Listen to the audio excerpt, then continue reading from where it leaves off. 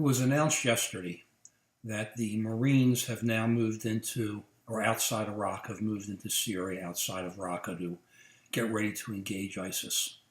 Now let's look at what's happening here. We've been talking about this for years. This is what we've been worried about, and now it's really going to make things start happening. People really should be focusing on this, on yelling, okay, let's get back to where we were. The Bush administration totally blew it with their invasion of Iraq.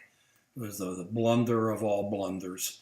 And their surge worked. President Bush's surge worked, but it was late. He was leaving office and everything else, and he had other domestic issues. So he had no real credibility with whatever he did going into President Obama's term. President Obama came in promising to withdraw everywhere.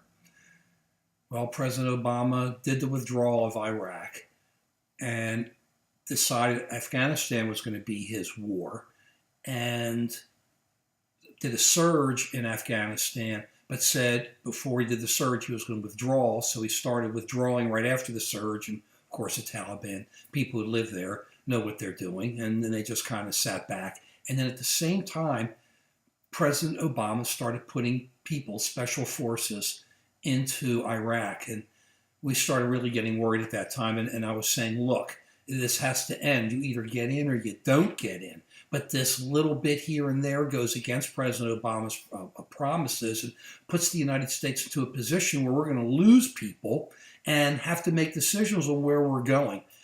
I got so worried about it that about 4 or 5 months ago, and I think it was my lead for a while, maybe 6 months ago, I did, is this our new Vietnam?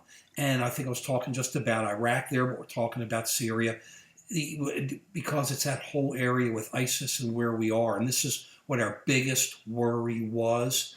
And of course, North Korea and everything is a real problem there. But let's look at what's happening here. The president has made a decision. After President Obama always just kind of put people in, and then he kept putting more and more people in. We said is this Vietnam? Is this our Vietnam?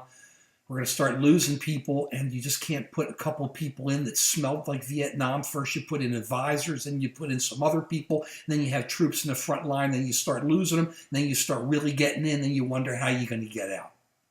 And I'm very worried, and now look what's happening. Exactly what we said was going to happen, because we were getting in, President Obama was getting us in deeper with the special forces, and now President Trump, who's saying throughout his campaign he wasn't going to sit back, has now sent the Marines, not the special forces, but the Marines outside of Raqqa, and that's going to be a fight. You're going to have to be ready for the caskets to come in. Then the question is going to be, how deep do we have to go? Are we going to have to go into Libya? Are we going to have to go? It's going to be a lot of thinking about this. The president, I don't believe, has, as we've been saying, an overall view of the world, what our foreign policy should be, and you just can't work state to state. But we're here. This is what I was worried about.